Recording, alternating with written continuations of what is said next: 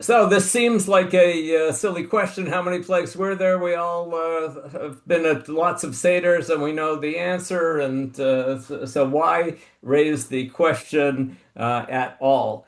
Uh, I actually never really thought about this question until about a year or two ago when I was studying Shadal's commentary on the Torah, and I saw a mention of another theory on the subject. And the first thing I did was roll my eyes and say, "Oh no, what kind of can't they just leave it alone and just say that there were 10 plagues? Wouldn't that just be simple enough to say that?" And then I started thinking about it some more, and so.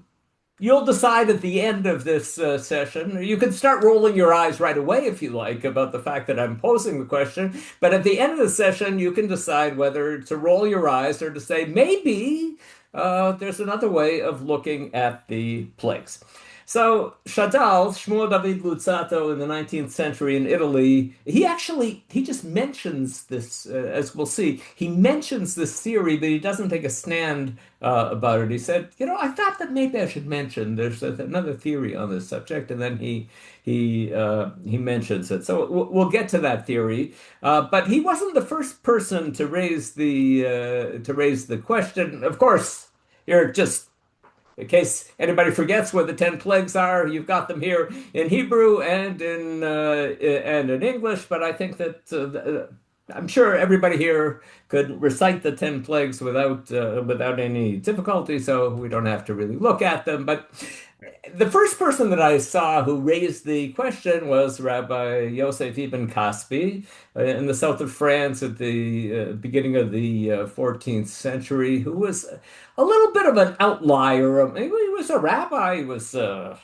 Talmid Chacham, but he had some unusual theories about a lot of issues relating to interpreting biblical texts. And in his commentary on the beginning of Sefer Shmot, he writes, "אין אני מחייב שיהיו 10 מכות כמו שמנו קצת מהקדמונים." I don't really see it as necessary to say that there were precisely 10 plagues, as some of the ancients had said. He said, I know I've studied enough and I've been to enough seders. I know that everybody says that there are 10 plagues, but I'm not really sure about it. From my perspective, a precise number of 10 or more or less are all possible. The Torah never mentions a specific number. And then he just drops this little bombshell in his commentary, and then he goes on, and it doesn't say anything more about the subject. Um, the first time that I heard a question about the number of plagues was when I started seeing some of the things that were written by biblical critics, who some of them pointed out, wow, take a look here. Here is Psalm 78, in which there is a retelling of the story of the Exodus. Uh, Tehillim, of course, is poetry, and so there's a poetic retelling of the story of the Exodus.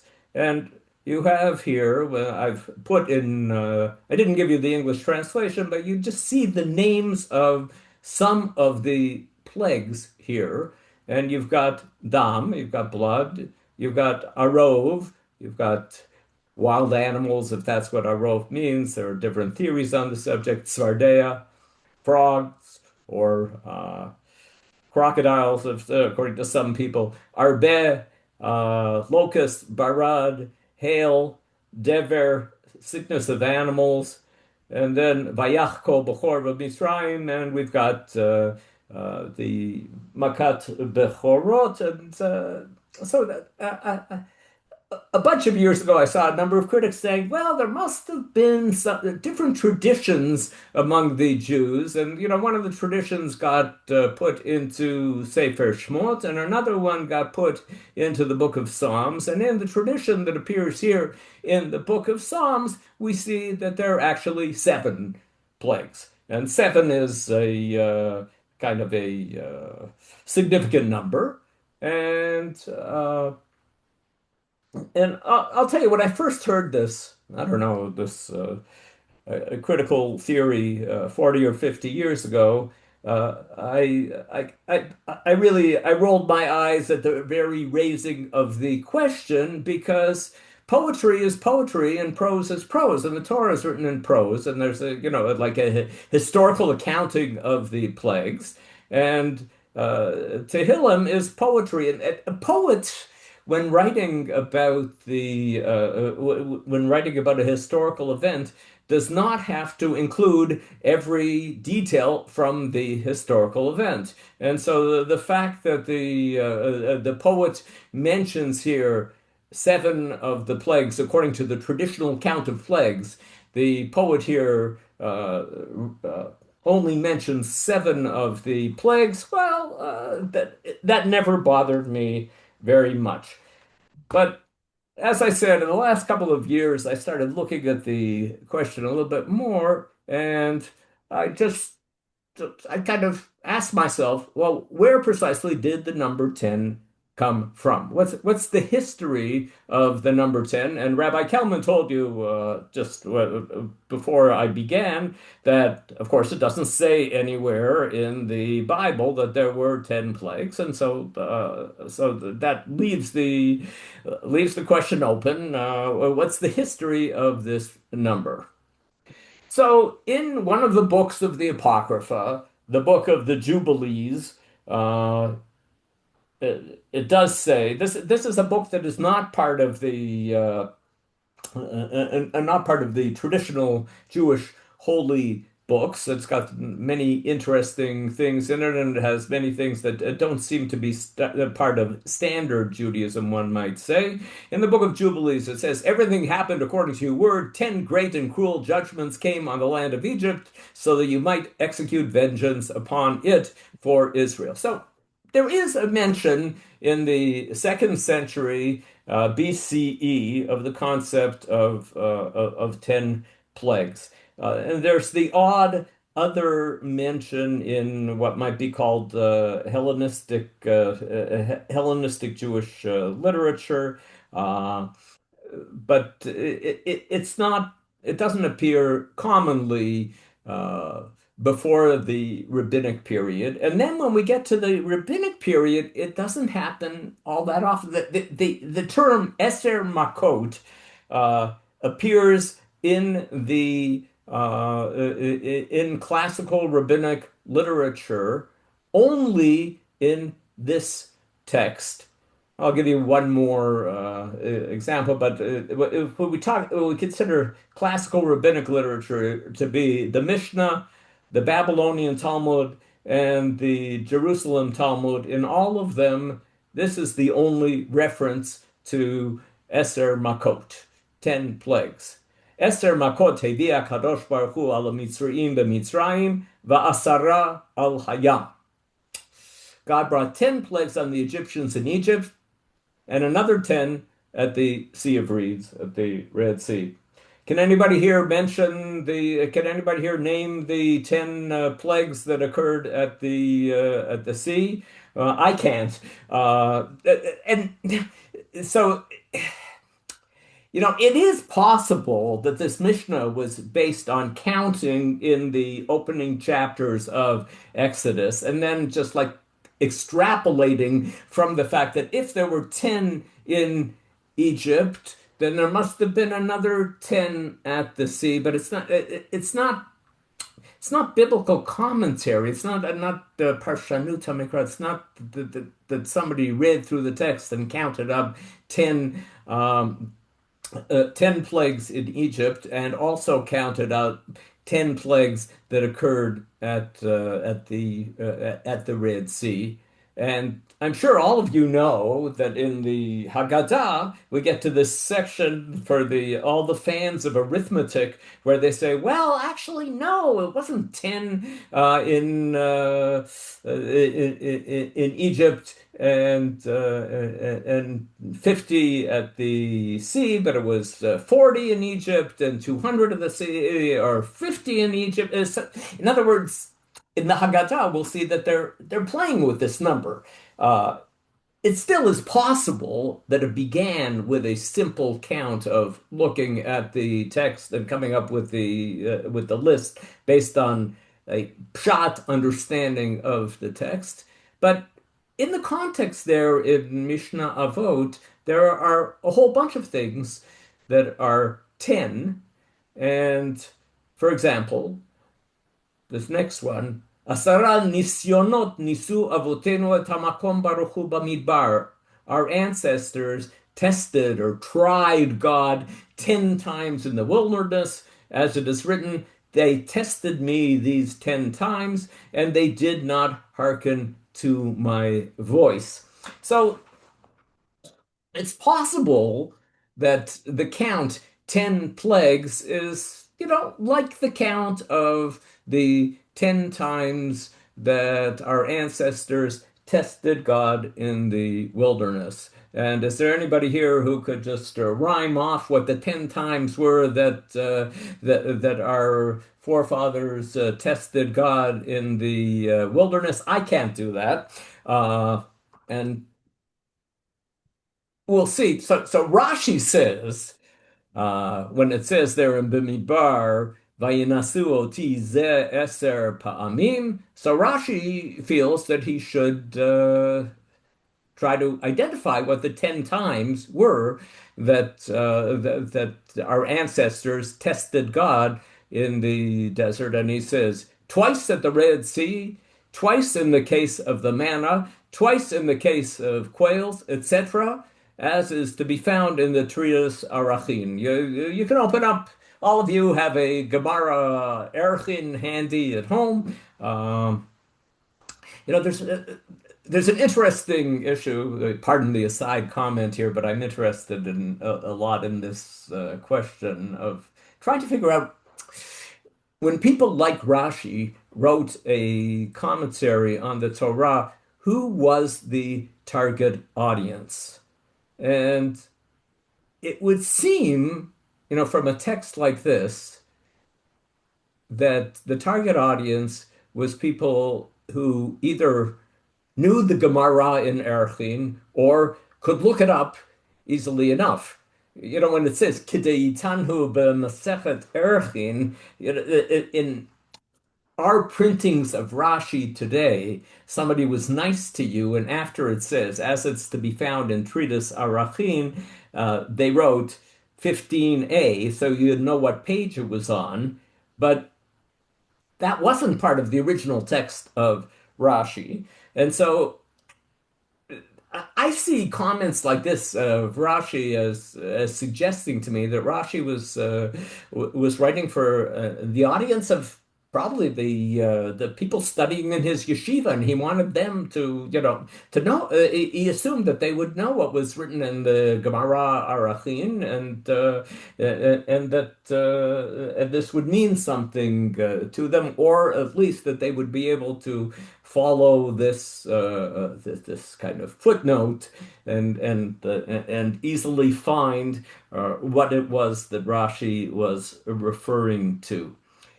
It's theoretically possible that when Rashi originally wrote his commentary, he wrote out the whole thing, and that some copyist just decided, why should I waste so much ink? Here, I'll just write the first few words here, and then I'll say, and you can find the rest in Arachim, but I find that unlikely that a copyist would do that. And so I'm pretty convinced that Rashi is writing uh, for a learned audience. This is a matter that is argued about both in religious circles and in scholarly circles, trying to identify who the audience was that Rashi had in mind when he wrote his commentary on the Torah. The last Lubavitcher Rebbe once wrote that he thought that Rashi was written with the young elementary school students in mind. And so that's It's another opinion on the subject that that was the audience that Rashi was addressing. I lean more to thinking that he was addressing a learned audience. But back to our topic here, 10 times, twice at the Red Sea, twice in the case of the manna, twice in the case of the quails. This is not intuitive. It is not simple to look through the Torah and say, oh, yes, it's easy to find 10. In the same way, many people would say that it's very easy to read the opening chapters of the book of Shemot and to come to the conclusion that there are 10 plagues. And it looks like it looks like we're dealing with 10 plagues. But Rashbam says, Eser pe'amim. What does that mean? Harbe. Uh, it means many times. It's an expression. It isn't meant to be taken literally. When it says that the Israelites tested God 10 times, it just means many times. And then he gives a couple of other examples. When Yaakov is complaining about the treatment that he received from Lavan, he says that he switched my wages aseret monim, 10 times he switched my wages. And that is, Yaakov isn't making a statement that he was counting the number of times that Lavan tried to change the deal, but it was just trying to say he did it many times. Or when Job says to his comforters in quotation marks, Eser pe'amim tachlimuni, you've humiliated me, you've insulted me 10 times. Rashbam says that doesn't mean that we should go back and look at the first 18 chapters of Eov and try to find the 10 times that Job's friends insulted him or humiliated him. It just means 10, it just means many times. And so when it says here that our forefathers tested God in the desert 10 times. Maybe it's not meant to be precisely 10. It's just a way of saying, way of saying 10. And if you believe, okay, if I try to slowly win you over to this way of thinking, if you believe Rashbam about this, then could you also believe him that when it says here in the Mishnah, if it says that our ancestors tested God 10 times in the wilderness and just means many times, could it also mean that God brought 10 plagues on the Egyptians in Egypt? Could it just mean that there were many plagues brought there? Maybe we weren't supposed to be counting it up. Just to make it clear, the Torah itself calls the Decalogue the Ten Commandments, Aseret HaDvarim. We say in later Hebrew we say Eser HaDibrot, but in the Torah it's called Aseret HaDvarim, so at least the number there appears there. It doesn't appear about the Makot. It appears only here, and it appears in a context with a number of other tens that might not actually be literal references to 10. So when the Gemara, when the Haggadah, pardon me, is going to assert, as we will see soon, going to see assert that there are 10 plagues, where did they come up with the number that there were 10? So when we are doing the Magid, when we're at the central part of the Seder, the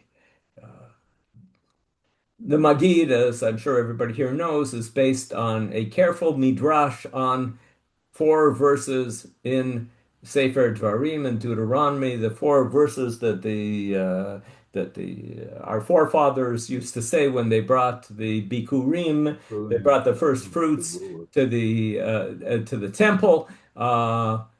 And one of the verses says, "Vayotzienu Hashem miMitzrayim biyad chazaka v'Yisrael netzuya v'morah gadol uvotot uvumoftim." The Lord freed us from Egypt by a mighty hand, by an outstretched arm, awesome power, and by signs and portents. And then, if you remember your Haggadah, and if you don't, you'll see it next week, and not too many days, 9 days from now, you'll see.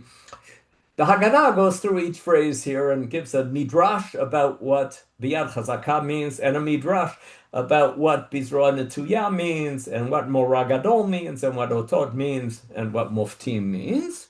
And then it says davar acher, or there's another possible interpretation. And the other interpretation is that biyad chazaka is a reference to two plagues.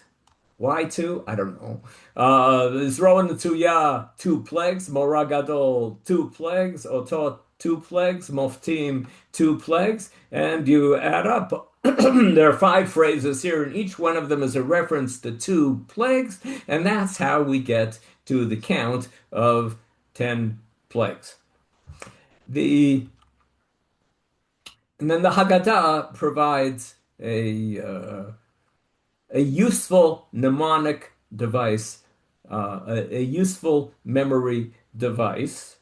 Uh, Rabbi Yehuda had a mnemonic based on the first letter of the name of each plague, Tetzach Adash Be'achav. And I don't know about you, but I've always found this mnemonic extremely useful because, you can get confused about the order of the plagues, and all you have to do is memorize three words that apparently there are people who have tried to find some kind of meaning in what the tzach might mean something in he, but it just seems like it just seems like a way of helping you remember the order.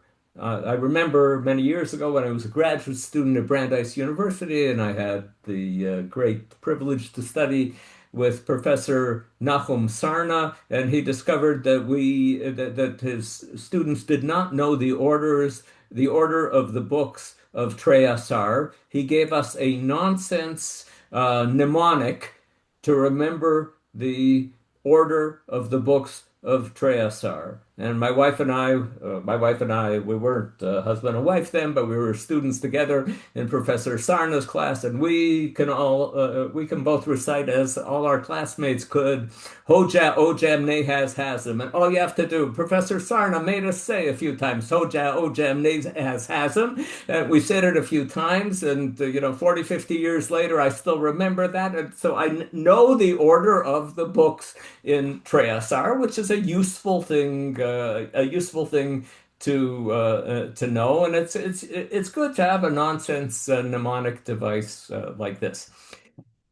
This mnemonic device does have a prehistory. It does appear in an ancient midrash halacha from the days of although the words Eser Makot don't appear in the midrashay halacha, the Rabbi Yehuda's Siman, Ditzach Adash Be'achav, appears there. So it seems like this was, even though the Talmudic rabbis didn't talk about the 10 plagues all that often, it seemed that many of them did feel that there were 10 plagues. Now, the question about Rabbi Judah's mnemonic device here is whether he was trying to do something more than providing a mnemonic device. Was he trying to say that the plagues happened in three groups that should be seen as three groups? Okay, we'll see some theories about this subject. Are Rabbi Yehuda's three different groups significant? I saw somebody who, for the Talmudists who are here, I saw somebody who said there's no reason to say that a mnemonic device is significant because in the same way uh, Talmudists know that there are I'm sorry, there are uh, six halachic issues in which we follow the opinion of Abaye over Rava, and that's Ya'el Kagam. And that's a mnemonic device, Yud, Ayin, Lam. If you remember Ya'el Kagam, then you could remember the six halachic issues was when they made up this mnemonic device where they're trying to say the Ya'el, the first three are different from the second three. No, it's very hard to make up a nonsense word that is six letters long and have it be easy to remember. So it's possible that maybe Rabbi Yehuda was trying to say that there were these three groups, and maybe he was just trying to come up with a simple mnemonic. Um, However, in the Middle Ages, people started to notice that there is a possibility that that there are units here, and I think the Midrash Lekach Tov in the 11th or 12th, at the end of the 11th, beginning of the 12th century, Lekach Tov was one of the works that Rashi did not have access to because it was probably written after Rashi wrote his commentary on the Torah, and Rashbam did have access to the Midrash Lekach Tov. And the author of Midrash Lekach Tov writes, "Know that the Blessed Holy One brought lice, plague number three, on them without warning, and so also the plague of boils, number six, and of darkness, number nine." So numbers three, six, and nine is careful reading of the text, and this is definitely true. You read the text, and there are warnings before plagues numbers one, two, four, five, seven, eight, and 10, but there's no warning before plague number three, plague number six, and plague number nine. And so, is it possible that there's some kind of meaning here, and that this is connected in some ways with Rabbi Yehuda's division of the plagues into three categories? I wondered why specifically these three came without a warning. God warned for two plagues, but not for the third in each unit. And then he says this pattern is reflected in Rabbi Yehuda's mnemonic, Tzach Adash Be'achav.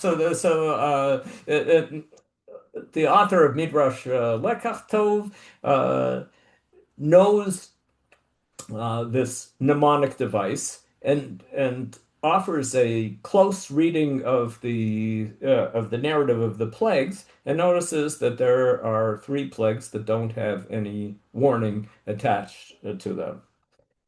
And what does he do with this? Well, he comes up with this theory. You can all decide whether you like this theory or not like this theory. He says this conforms to the principle that's taught in the Mishnah that if a person was flogged as punishment for a sin and then repeats that same sin, the court places him in a vaulted chamber and feeds him barley until his stomach collapses.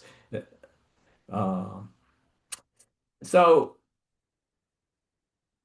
there is a line in the Mishnah that a repeat offender, and we have this concept in Western law also, if somebody commits a crime a number of times, then they are punished more strictly, and so uh, Midrash Lekach Tov is claiming that Pharaoh warranted a warning on the first and the second plague, but when he ignored them, then he lost the right to be warned before the third one.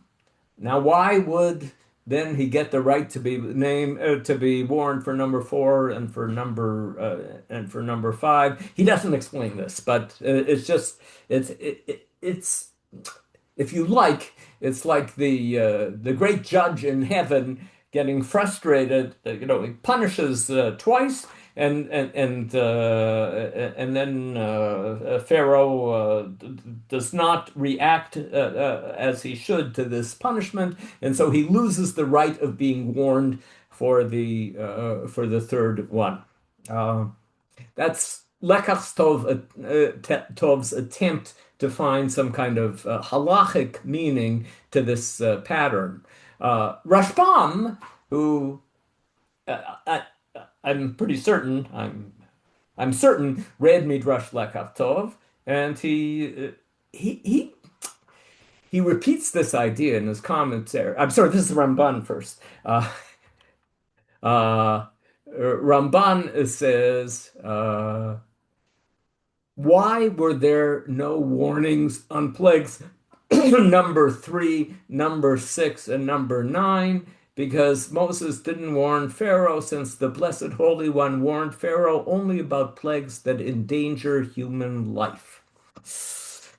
So Ramban tries to come up with a different understanding of what of the principle here, that the third, the sixth, and the ninth plagues were not all that dangerous. Kinim, lice. Well, unfortunately, almost all of us who have been parents have had the experience of sometime a child of ours goes to school and comes home with lice in his or her hair. It's something that happens. It's unpleasant, but it's not in the same category. Boils. I, I guess that you could say that it's less of a danger. Choshech, darkness, it's not something that endangers human life. Okay, that's Ramban's attempt to deal with this. Midrash Tanhuma just says, Hakadosh Baruch Hu hayam matre bo befaro harasha al kol maka umaka. He just says, the Blessed Holy One warned evil Pharaoh about each and every plague. I guess what Midrash Tanhuma is thinking is that it was kind of a literary decision of Sefer Shmot, instead of writing the warning before each one. But it doesn't make sense. You can see the argument of saying that it doesn't make sense to bring a plague unless there was a warning about it. If the plague is meant to educate Paro, then we would expect there to be a warning so that he would know what to say about it. So Rashbam presumably is just working with the interpretation that Lekach Tov gave, but he turns it, instead of turning it into a halachic lesson. You remember Lekach Tov's halachic lesson. After you commit a crime twice, the third time you have less rights, and so you won't even be warned about the punishment. Rashbam, I think, has just taken this pattern and turned it into a literary pattern as opposed to a halachic pattern. He would say Moses would warn Pharaoh for two plagues, and for the third one, he would not warn him. That order continues throughout the plagues. Each third plague has no warning. For the plagues of blood and frogs, Moses provided warnings. For lice, he did not. For the plagues of wolves, that's how Rashbam understands Arov, and pestilence, Moses provided warnings. For boils, he did not. For the plagues of hail and locust, Moses provided warnings, and for darkness, he did not. And so it seems to me that Rashbam is just saying, the text is built with a literary pattern, as opposed to attempting to explain why God would behave differently for those plagues. It's kind of a literary explanation of why the text would have a pattern like this. Okay. And now we come to the surprising theory about the plagues. Fasten your seatbelts, as we will now have a very new way of understanding the plagues in Egypt. And as I said, I learned about this from studying Shmuel David Lutzato Shadal's commentary on the Torah, and he presents this theory without comment. He just says, Ra'iti lahazkir kan shitat Rav Naftali Herzvizel b'inyan makot Mitzrayim. I thought it fitting to cite here the opinion of Rabbi Naphtali Hertz Wesley regarding the plagues of Egypt. Who was Wesley? Wesley was a from Maskil from the circles of Moses Mendelssohn. He was a very knowledgeable Jew. Uh, he wrote the commentary on Vayikra that appears in Moses Mendelssohn's uh, uh, commentary on the Torah, and it's a very traditional commentary. Um,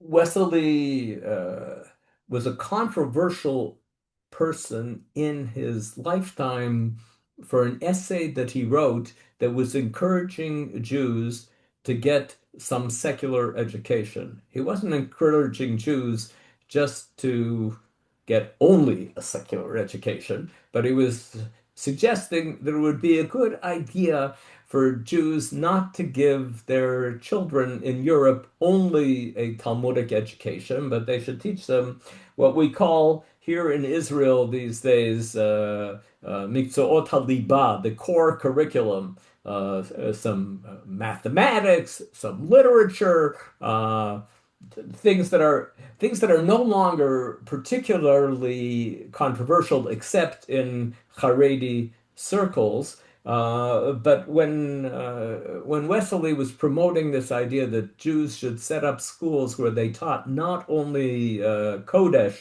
but they also taught secular subjects, this was a controversial position of his.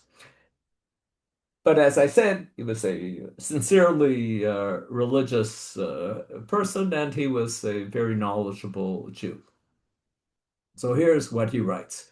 All the plagues that God brought upon the Egyptians can be divided into four classes of three plagues each, as follows. There are actually 12 plagues, according to Wesley, if you read the Torah carefully. And instead of having three, three, and four, which is the pattern that we know from the Haggadah from Rabbi Judah's mnemonic, there are four groups of three plagues each. And how do we get to 12 plagues? We all know 10. We know the 10 by heart. What are the other two? Well, the first plague is Tanin, the miracle that uh, Moshe and Aharon performed before Pharaoh, before they turned the blood of the Nile into, I'm sorry, the water of the Nile into blood. They came before Pharaoh, and Aharon threw down his cane on the ground, and it turned into a tanin, into a serpent or snake. So the first class consists of tanin, blood, and frogs. The second consists of lice, mixture, a rove, which could either be a mixture of beasts, different wild animals coming and attacking, or some people, there are a number of commentators who say that a rove means a mixture of insects, of different kind of insects who come and attack, and fatality, dever, i.e. pestilence, the death of animals. The third group consists of boils, hail, and locusts. And the fourth group consists of darkness, striking of the firstborn, and splitting of the Red Sea. Oh, splitting of the Red Sea. Why don't we consider that to be one of the plagues that was brought on the Egyptians, that they died in the Red Sea? Uh, Wesley says that if you look at the text here, you can easily count up, and he suggests that we do count up 12 plagues. The 10 that we all know, and the first plague that we uh, have to put in the beginning is the plague of Tanin, And we might not call it, plague might be it's not it's not the only translation of makar. It's some kind of punishment, action, something that was done that would inspire fear in the Egyptians. And Wesley says that there are 12. Why am I giving you Wesley's theory through the commentary of Shadal? Because Shadal took a theory that Wesley wrote on many pages to develop this theory. And Chadal then uh, shortened it to this nice, sweet summary of the 12 plagues of Egypt. Okay, so the 12, let's move on. Uh, and Wesley points out that we have four units here, and there's some commonality to each of the units. If we have 12 and we have 3, 3, 3, and 3, the unit number 1, the first three of Wesley's plagues, all involve attacking the Nile, something related to water. Aaron's staff turns into a tanin, which throughout the Bible is a creature that lives in water. It thus portends the two real plagues connected to the Nile that followed. So we have a fancy action related to a water creature that starts off this unit, and then we have two real plagues that follow that also relate to water. So the first unit is things that relate to the water, and the first one is just a little bit. It's a fancy show, but it doesn't really hurt all that much. And then two that are more trouble: blood and frogs, the Nile turning into blood and the Nile spewing out frogs that overcome the entire country. Then we get to Unit 2. Unit 2 is plagues that have to do with animals. And the first one is lice. And lice, as I said before, it's uncomfortable having lice, but it's not. It's not in the same category as so many of the plagues here. And then we have two real plagues that have something to do with animals. Arov are wild animals coming, and pestilence, dever is animals dying. So we have Unit 1 again dealing with water. Unit 2 dealing with animals. And you notice that, by the way, Wesley has also explained why there is no warning about lice, because lice is there as a warning. It's just something related to animals, to to creatures that aren't human beings, that's meant to tell you bad things are going to happen to your animals if you don't pay attention to this warning. So lice itself turns into a warning, just like the tannin is a warning here in the first unit, and then lice is a warning that if you don't pay attention to this, God is going to bring two real plagues, rove and pestilence. And then we come to Unit 3, which Wesley says has to do with food. There's a little bit of a stretch here saying that that has to do with food. But when Moses and Aaron throw handfuls of soot from the kiln towards heaven, it turns into boils when it comes down to the ground. This portends the two plagues that descend from above and attack Egypt's food supply. That's what happens here. That something happens.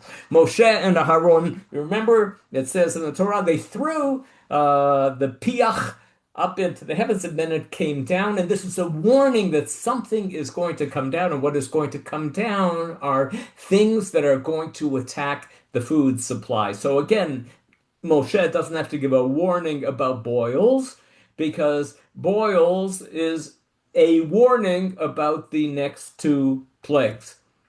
And then we get to unit number four, and unit number four is the unit of death. The ominous plague of darkness, which is often a symbol for death, foreshadows the two deadly plagues that follow. So darkness comes, and darkness doesn't say that anything terrible happened except that the Egyptians couldn't move around because of the plague of darkness. But it portends two plagues that are coming up: the death of the firstborn and the drowning in the Red Sea. So we have, according to Wesley, we have 12 units if you count one way, or we have four warnings and eight plagues. That's his argument. You can either say that there are 12, or you can say that there are four warnings and there are eight plagues. And this brings us back to that list of plagues in Psalm 78 that I mentioned in the beginning, that the biblical critics say, oh, take a look. They think that there are only seven plagues in Psalm 78. But now when we take another look at Psalm 78, we notice that actually there are eight plagues in Psalm 28. It finishes here, Et oivehem kisa hayam. The enemies were covered by the sea. And so we have eight plagues, and these are Wesley's eight plagues are mentioned in Psalm 78. Psalm 78 does not mention the four plagues that aren't really plagues. It doesn't mention tanin, it doesn't mention lice, it doesn't mention boils, and it doesn't mention darkness because, well, Wesley says that those aren't really plagues. Those are just warnings that if you don't improve yourself, something terrible is going to happen to your water supply, to your animals, to your food supply, or to human beings. And that's how Wesley sees Psalm 78 as actually not disproving anything about the narration in Sefer Shmot, but actually supporting his theory that there are eight plagues. And for those of you who are interested, if you want to read Wesley's lengthy description of this theory, Rabbi Kelman has and his team have posted this presentation, and you've got here a link to a website that I use every day. Well, not on Shabbat, but every weekday I use the wonderful website of Hillel Novetzky, a neighbor here in Jerusalem, who has put so many fantastic resources onto the internet. The website is called alatorah.org, and it has a lot of for those of you who can't use all the Hebrew tools that are there, it also has a lot of English tools there, and you can read at length the Wesley's description. And what do I have to say about this? Well, I have to say that as Rashbam says, Rashbam said, talked about Hapshatot HaMitchadshim B'chol Yom, that every day, you come up with new ideas about how to read the Torah. And as I said in the beginning, I don't know how many of you I'm going to convince that Wesley is right, but it is an interesting way of looking at the text, and it does provide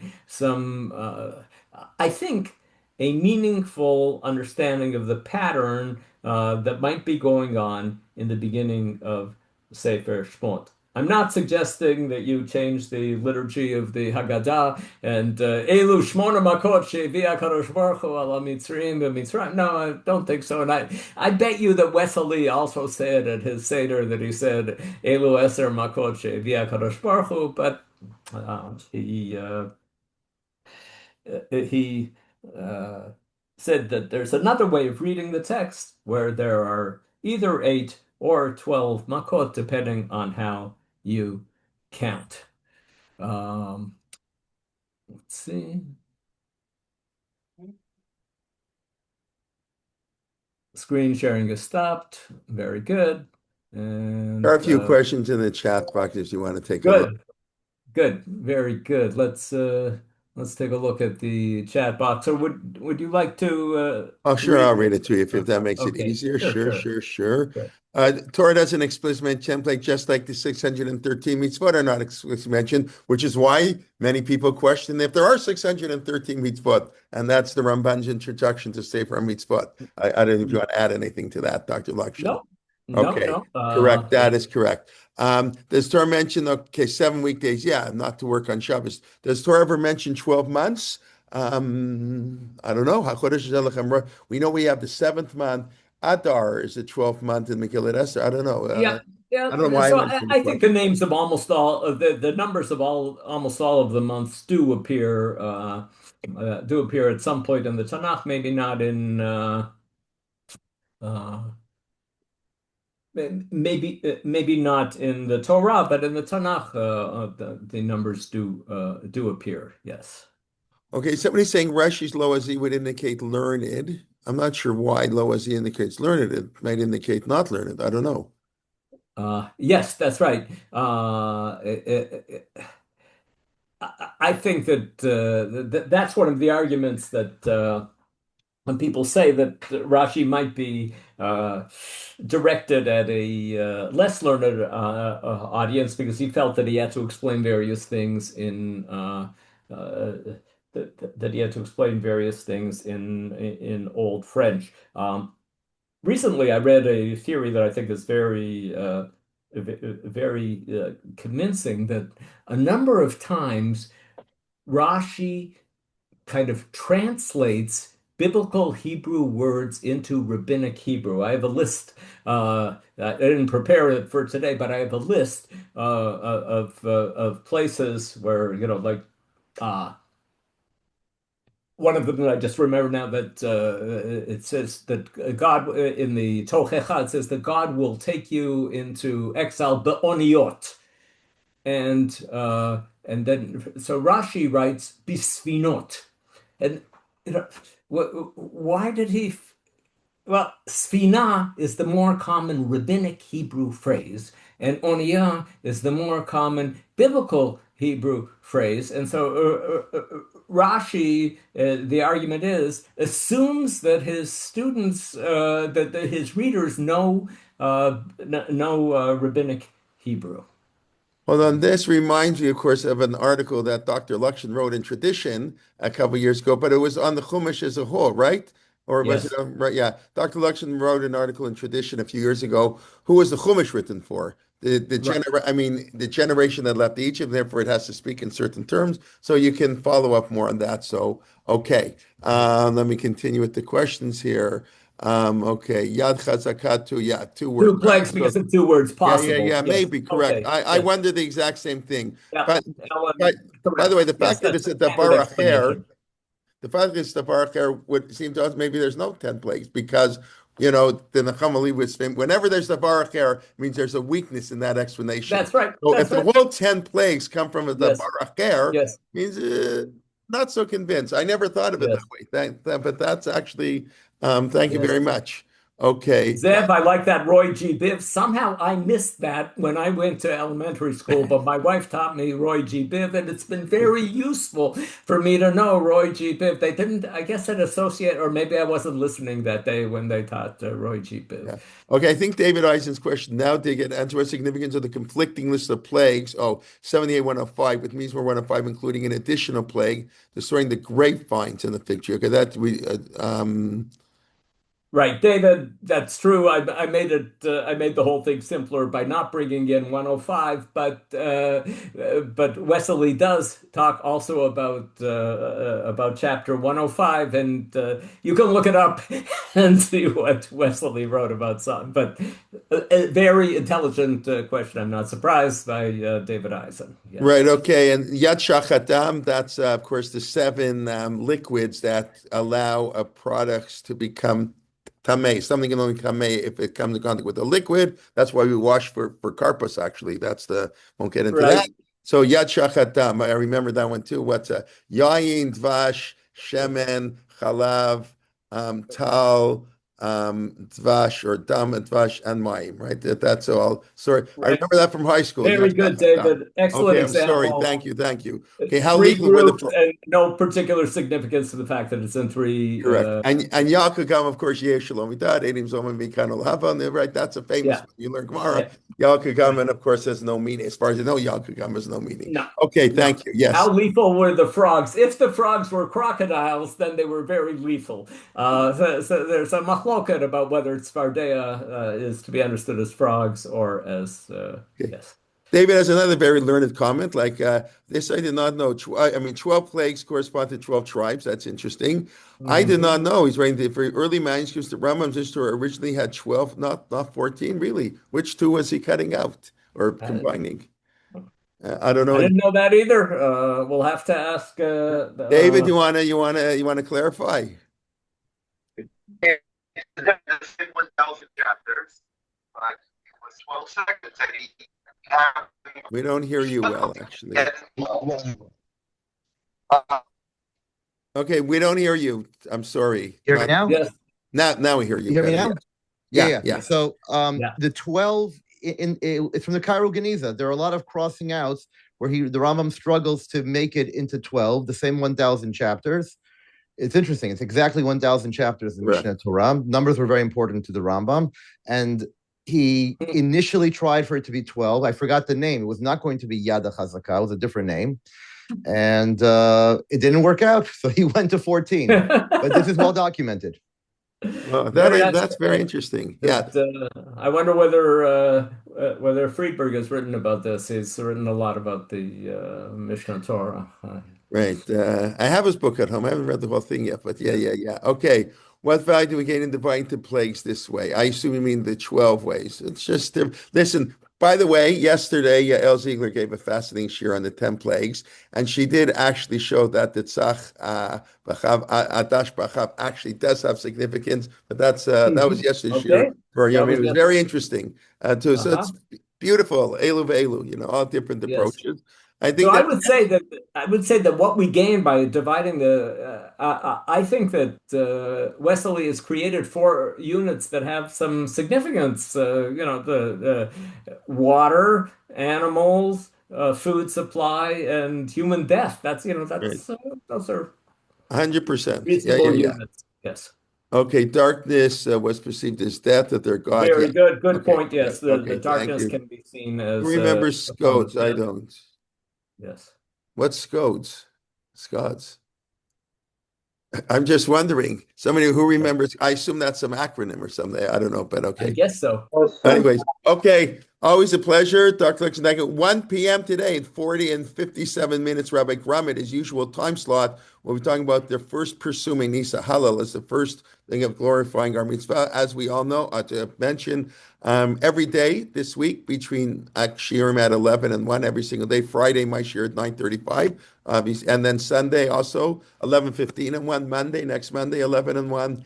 And then Tuesday, I'll give a shirti v'tur for the Seder. That'll be 9:30 Tuesday. But basically, every 11 to 1, Well, tonight, Dr. Spiro is giving his regular class for Shimon Shkop. There's Torah outside of Pesach, before Pesach, so that tonight at 8:30. We will have our Parsha Shir, Parsha Tzav, this week also. Nati Helfkov will be speaking sort of coincidentally back to back because his Wednesday night Shir won't be on Yecheskel this week. He'll be on Pesach, then I'll give Thursday in the Parsha. So we got lots to keep you busy. And as I said yesterday, please invite one friend. My friend, and I see Yochevet Marty is remembering your sister. She just wrote good Oh. memories of your sister who taught me English in grade 13, talking about grade 13 earlier. My Brenda Friedman, my English teacher in grade 13. That's Thank you, like Yocheved. I sister. appreciate. And I remember your talk, Marty, that you gave in Orchaim a number of years ago, where it talked that the Kohen who can be mitame for, and the idea that his sister versus Isha Betula and Achot, and the relationship, how the Torah has a different relationship between brothers and sisters. We assume we're closer to our wife, but for a different thing. I remember that talk you gave. I don't Yeah, remember all the details, but I remember you giving that talk on that. it's an interesting issue. The difference between the blood relationships and the relationships of based on marriage. Yeah. Yeah. Okay. Thank you very much. We should hear good news. And Amen. the Yes. latest now is they're talking. It's like you can't. Uh, Better not to read a newspaper. Who knows what's going on? All I know is the stock market's up, oil's at yeah, whatever. Okay, you don't know, Mister Unpredictability. Let's just say Yes, that's is right. don't know No question. what from the one moment to the next what they're thinking there. But let's hope for good news and have peace. And we'll see you back, please God, Amen. in 55 minutes. We are going to turn off, so you'll have to relog in 55 minutes. And be well. Chag Sameach. Thank you very much. Chag Sameach, everyone. Right, Thank you for coming. okay, be well. Bye